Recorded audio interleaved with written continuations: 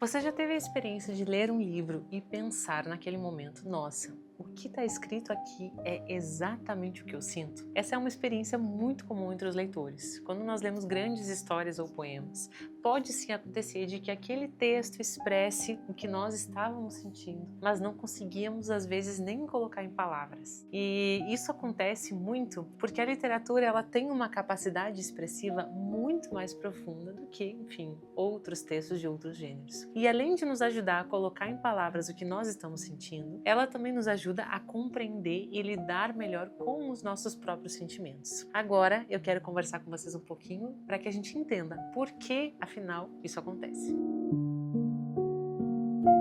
Vejam, a literatura, meus caros, a gente já sabe disso, ela é capaz de muita coisa. E nós já temos um vídeo aqui no canal falando justamente sobre o porquê a literatura é essencial na nossa vida. Você pode acessar lá e também escutar um pouquinho sobre essa reflexão. Além dos pontos que eu trouxe nesse vídeo, eu também quero expandir a reflexão aqui com vocês sobre um outro aspecto. Pela literatura, nós também podemos aprender a lidar com as nossas emoções e os nossos maiores dramas existenciais. Para fazer essa reflexão, eu vou me apoiar em alguns clássicos da teoria literária e também um pouquinho aí de alguns exemplos de livros para que a gente pense na prática de que forma a literatura realmente é capaz de me ajudar a lidar com as minhas próprias emoções. Agora vejam, um disclaimer para a gente começar é: lembre-se que livro nenhum substitui terapia, ajuda profissional, psicólogo, certo? Então não é nesse sentido que eu estou falando, mas eu quero que a gente pense sim sobre o papel da literatura para nos ajudar a nos entender mais as nossas emoções, né? Entender a emoção humana. E vejam que além da razão, quando a gente lê, obviamente nós estamos fazendo um exercício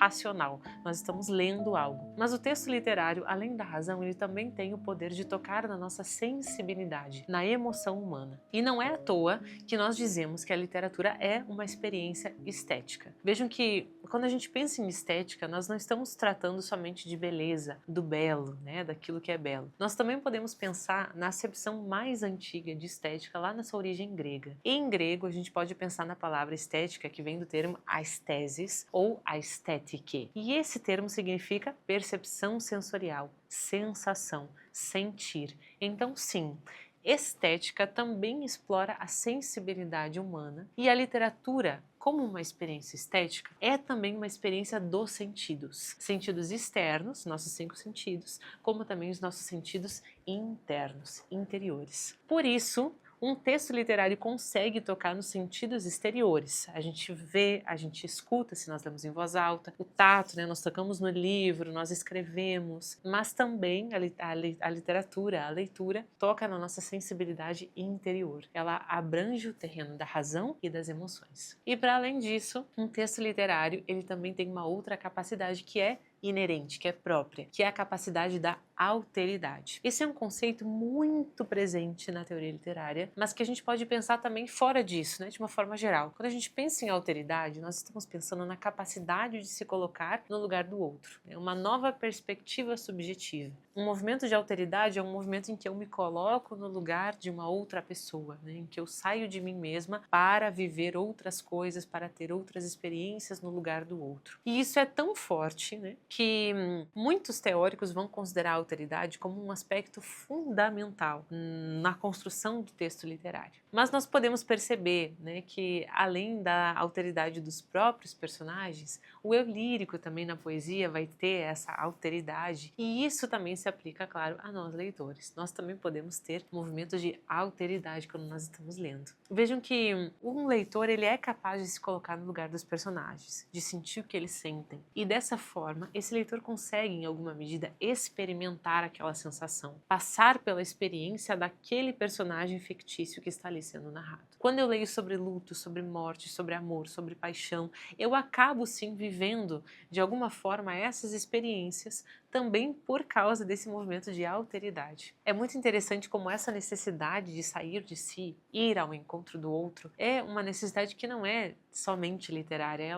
A gente está falando de algo que é próprio da natureza humana, né? É próprio do ser humano se colocar no lugar do outro, se compadecer do outro, né? Querer enxergar as coisas pelo olhar do outro. E isso se reflete também na experiência literária. Tem um teórico da literatura francês que eu gosto muitíssimo, que é o Michel Collot. E o Collot, ele tem uma extensa obra um pouco mais direcionada para a poesia, mas o que ele fala também serve para pensar isso aqui que nós estamos falando agora. Ele fala muito sobre a experiência do sujeito lírico, do eu lírico, fora de si. Vejam que dentro da poesia, o eu lírico, quando a gente lê um texto um poético, em geral a gente percebe esse movimento, de que o eu lírico ele está a todo momento tentando sair de si para buscar um objeto de desejo. Seja a pessoa amada, seja as lembranças, o amor, a justiça e quaisquer outros temas que atravessem a poesia. E para nós leitores, acontece algo muito semelhante. A gente poderia dizer, inclusive, que ler é estar fora de si. Não no sentido de estar louco, mas também, de alguma forma, assim, em alguma medida. Mas estar fora de si é ter essa capacidade de deixar de olhar somente para nós mesmos e para as nossas questões, os nossos dilemas, os nossos problemas, nos colocar realmente para fora. É um movimento de abertura ao exterior. Mas, paradoxalmente, é nessa experiência de estar fora de si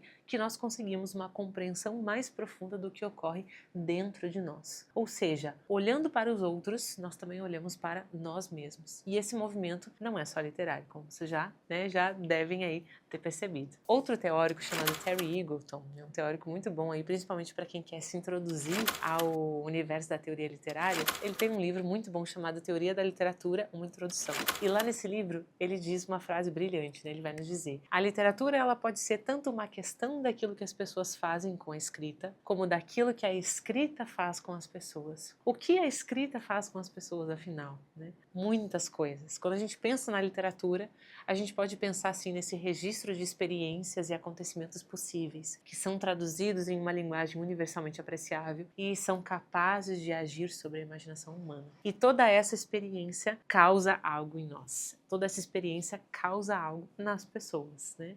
Tanto nos personagens quanto em nós como leitores. Inclusive, se a gente for se remontar aos conceitos mais clássicos, a gente pode pensar lá em Aristóteles, na Poética, quando ele fala que a poesia é uma forma de imitação, né? Então ele vê a poesia como a arte da imitação. E a esse poeta, né, a esse escritor, né, a esse poeta da época, compete narrar o possível. Não o que aconteceu necessariamente, mas o que poderia ter acontecido. E quando nós estamos nesse terreno do que poderia ter acontecido, a gente também pode pensar no que poderia acontecer conosco. Por extensão, a gente acaba assim pensando nisso. Vejam que é um movimento interessante. Todos os livros de literatura que nós lemos são coisas que poderiam ter acontecido. E neste poder acontecer, a gente pode pensar, e se isso acontecesse comigo? Como seria? E se essa viagem, esse crime, essa tragédia, esse luto, essa perda, esse grande amor. E se isso acontecesse comigo, como seria? Como eu reagiria diante dessa situação? E é muito interessante pensar, e um outro aspecto aqui muito importante que eu quero tratar com vocês. Quando nós fazemos esse movimento de reflexão, e se acontecesse comigo, nós estamos fazendo com que o livro faça parte de nós. Nós estamos, digamos que, fazendo um movimento de meditação do livro. Eu estou pensando aqui com vocês no conceito de meditação não moderno, certo? Não de meditação oriental. Quero pensar com vocês sobre a ideia de meditação medieval. De novo, aí remontando a um outro autor clássico muito interessante. Nós temos um autor medieval chamado Hugo de São Vítor, e esse autor tem um opúsculo muito interessante chamado Opúsculo sobre o modo de aprender e de meditar. E nesse opúsculo do Hugo de São Vítor, a gente está falando de um guia clássico lá do século XII. A base desse opúsculo é dizer que a pessoa, quando ela vai aprender, quando ela vai ler, quando ela vai estudar, ela precisa ter uma atitude humilde, de aprender com todas as coisas. Então a primeira coisa é essa abertura da humildade, principalmente para aprender com os grandes textos e a partir disso fazer uma experiência de meditar e contemplar. E aí o Hugo de São Vítor vai ensinar 3 passos para esse momento de aprendizagem, de estudo e de meditação. O primeiro momento é o momento da leitura. Então a gente faz um estudo dos textos e aí, memoriza, estuda, analisa, a gente lê com muita atenção. Esse é o primeiro momento. O segundo momento é o momento da meditação, a meditatio. Então tem a lexio, depois a meditatio. E nesse momento da meditação a gente vai ter uma reflexão profunda que busca o sentido oculto, que faz com que o estudo se una à vida. Então vejam que é como se eu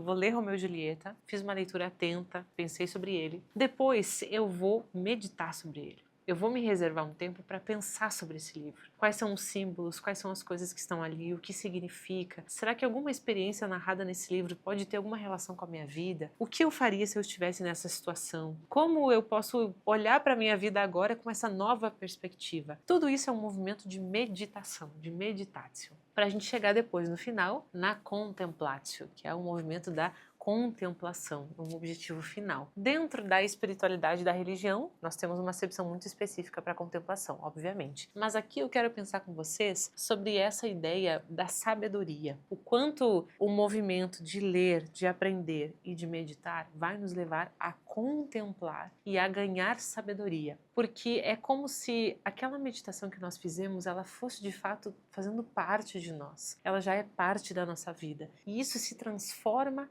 em sabedoria. Porque quando nós pensamos em sabedoria, nós estamos pensando não num conhecimento, numa erudição, mas nós estamos pensando em algo aplicado à vida diretamente, uma reta forma de viver a vida, uma reta forma de agir sobre a vida. E é muito interessante que a leitura é capaz de fazer isso conosco, contanto que nós passemos sim por esse processo, digamos assim. Então, o que o Hugo de São Vitor traz nesses 3 passos é, digamos que um mapa, é um segredo de como nós podemos fazer com que a literatura se transforme em uma via de lidar melhor com os nossos dramas e as nossas emoções. Porque não basta que eu leia muitos livros. Se eu não passo pelo momento de meditação e contemplação desses livros, eles não formam parte de mim. Eles não vão se transformar em sabedoria para a minha vida. Vocês entendem onde eu quero chegar? Vejam que eu poderia simplesmente vir aqui para vocês e dizer, olha, vamos ler muito e ler com muita atenção e fazer um fichamento, e aí a literatura vai nos ajudar a lidar com as nossas crises. Mas, na verdade, a literatura tem sim esse poder de nos ajudar a lidar, de nos ajudar a viver, como disse Todorov,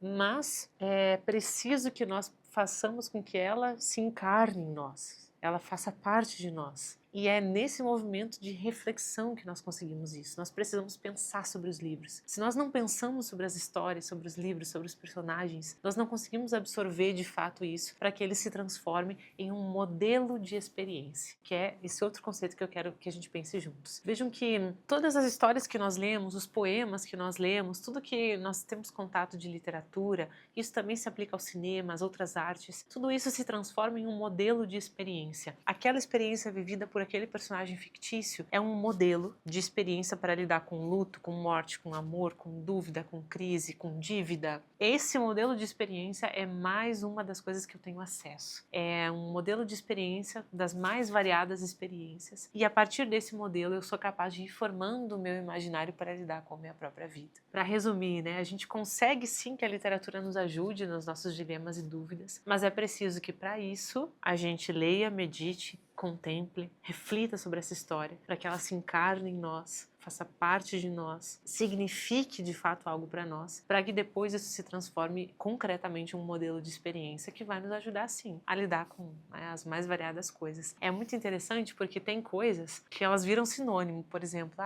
um idealista. Eu posso dizer, nossa, eu sou muito idealista, eu idealizo muitas coisas, eu penso que a vida poderia ser muito melhor, eu luto pelos ideais. Eu posso dizer isso para vocês, mas eu também posso dizer, olha, eu sou como Don Quixote eu sou uma idealista como Don Quixote. Vocês percebem que muda muito de figura aquilo que eu estou dizendo para vocês? Ou se a gente pensa, por exemplo, nossa, eu fiz uma jornada para concluir esse trabalho acadêmico, para concluir essa graduação, esse curso de pós-graduação, foi tão difícil que foi uma odisseia. Vejam que eu estou querendo dizer que, nossa, aconteceu tanta coisa no caminho, foi tão difícil chegar ao final, a chegada, a saída, ao ponto final daquele momento, daquele capítulo da minha história, que foi como se fosse uma odisseia. E aí eu convoco com essas imagens toda aquela história que está naquele livro e o quanto isso pode também corresponder com as jornadas que nós fazemos na nossa própria vida. E pode ser coisas diretas, por exemplo, eu posso ler sobre a história do Romeu e Julieta e pensar, nossa, como eles se apaixonaram perdidamente, eu quero uma paixão assim avassaladora. Mas eu também posso pensar indiretamente em experiências que se transformam em símbolos. E aí nós vamos pensar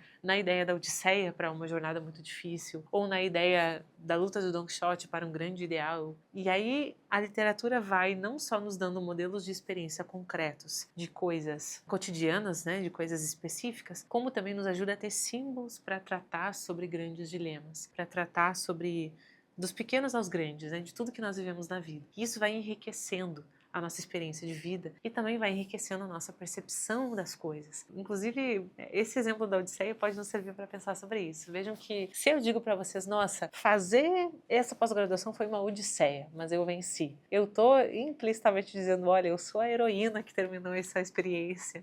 Eu sou como Odisseu, eu sou a heroína que chegou em Ítaca e finalmente encontrou aí a sua Penélope. Vejam que existe aqui uma correspondência muito interessante dessas imagens. E a literatura também serve para isso. Tem um livro brilhante, brilhante. Assim, é uma leitura que eu recomendo muitíssimo que você faça, se você gosta de literatura. É um livro chamado A Literatura em Perigo, do Todorov. E esse livro toca em muita coisa, mas também toca nesse tema que nós estamos falando aqui. E uma das coisas que ele trata é quando ele diz que a obra literária, ela produz um tremor de sentidos. Ela abala o nosso aparelho de interpretação simbólica, desperta a nossa capacidade de associação e provoca um movimento cujas ondas de choque prosseguem por muito tempo depois do contato inicial. Vejam que ondas de choque é uma boa forma de falar da experiência com um grande livro, vocês não acham? Esse livro me deu ondas de choque. Eu gosto muito dessa imagem, acho que ela também nos ajuda a entender o quanto isso vai reverberando depois, né? Um bom livro nos causa uma impressão que continua sendo um modelo de experiência que nós acessamos quando nós nos deparamos com algumas situações na nossa vida. Agora, eu quero compartilhar com vocês um outro trecho do Todorov que eu acho que resume muito bem tudo que nós estamos falando até aqui. Um momento lá do prefácio em que ele diz o seguinte: hoje, se me pergunto por que amo a literatura, a resposta que me vem espontaneamente à cabeça é porque ela me ajuda a viver. Não é mais o caso de pedir a ela, como ocorria na adolescência, que me preservasse das feridas que eu poderia sofrer nos encontros com pessoas reais. Em lugar de excluir as experiências vividas, ela me faz descobrir mundos que se colocam em continuidade com essas experiências e me permite melhor compreendê-las. Não creio ser o único a vê-la assim. Mais densa e mais eloquente que a vida cotidiana, mas não radicalmente diferente. A literatura amplia o nosso universo, incita-nos a imaginar outras maneiras de concebê-lo e organizá-lo. Somos todos feitos do que os outros seres humanos nos dão. Primeiro nossos pais, depois aqueles que nos cercam. A literatura abre ao infinito essa possibilidade de interação com os outros e por isso nos enriquece infinitamente. Ela nos proporciona sensações insubstituíveis que fazem o mundo real se tornar mais pleno de sentido e mais belo. Longe de ser um simples entretenimento, uma distração reservada às pessoas educadas, ela permite que cada um responda melhor à sua vocação de ser humano. Esse trecho do Todorov é simplesmente brilhante, vocês não concordam? Eu acho que ele resume muito bem para nos fazer entender que de fato a literatura pode muito. Ela pode nos estender a mão quando nós estamos deprimidos, como o Todorov também diz lá no finalzinho do livro, pode nos tornar mais próximos dos outros que nos cercam, pode nos fazer compreender melhor o mundo e nos ajudar, em alguma medida sim, a viver, dadas todas as devidas proporções, né? Mas essa literatura é uma forma assim de revelação do mundo. E é por ela, né, o que ela mais quer, a literatura, o que ela mais aspira, em último grau, é compreender a existência humana. É isso, compreender a experiência humana. É isso que a literatura mais quer. E quando nós acessamos isso, nós então temos consciência disso. Agora vejam, vamos pensar de forma prática. A gente pode pensar em livros como Romeu e Julieta, né? Nós vamos ler Romeu e Julieta, podemos pensar no Romeu e na Julieta enquanto casal, podemos pensar sobre paixão, mas não só. É um texto que nos vai permitir também meditar sobre entrega,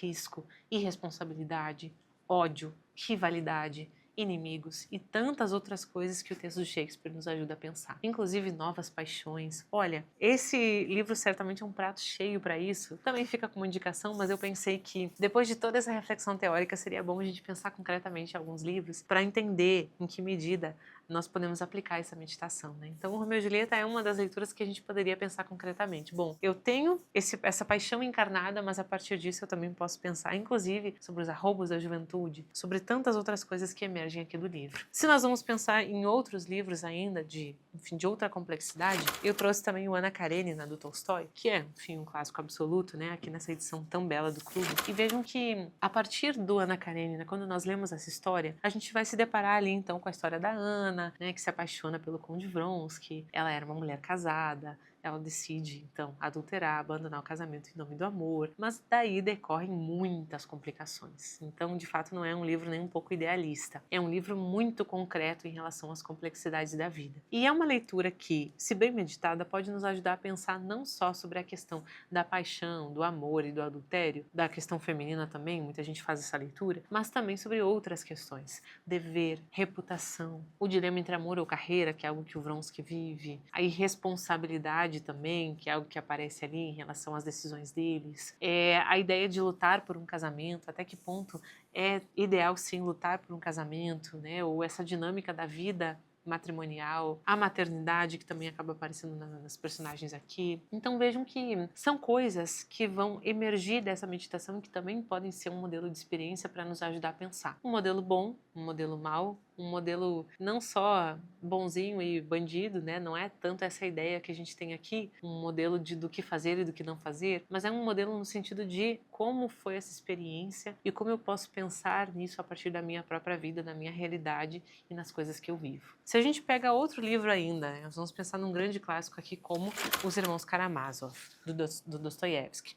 que também é aqui uma edição do clube que ficou muito bonita. Deixa eu mostrar pra vocês, linda demais, né? Vejam que Os Irmãos Karamazov é um livro muito inquietante, é uma leitura que demanda que permite muitas reflexões. Talvez o melhor livro do Dostoiévski, né? Não sei, qual você acha que é o melhor? Deixa aqui embaixo nos comentários. Para mim, o melhor é Os Irmãos Karamazov. E aí, nessa leitura, a gente pode pensar, vejam que nos grandes dilemas, como o caso do parricídio, né, do Fyodor Karamazov, enfim, mas a gente também pode pensar em outras coisas. Por exemplo, o egoísmo e a corrupção moral do pai, né, do Fyodor. A gente pode pensar também no dilema dos filhos. A gente tem o Dmitri, que é esse filho passional, né, muito mais desregrado, ousado. A gente tem o Ivan assumindo esse perfil cético, esse perfil mais duro. A gente tem o Alyosha, né, que é o filho, digamos que espiritual, aquele que tem mais fé, mais esperança, que é mais otimista, mais misericordioso. E são três aspectos que, de certa forma, revelam facetas da vida humana, né? Os três filhos são,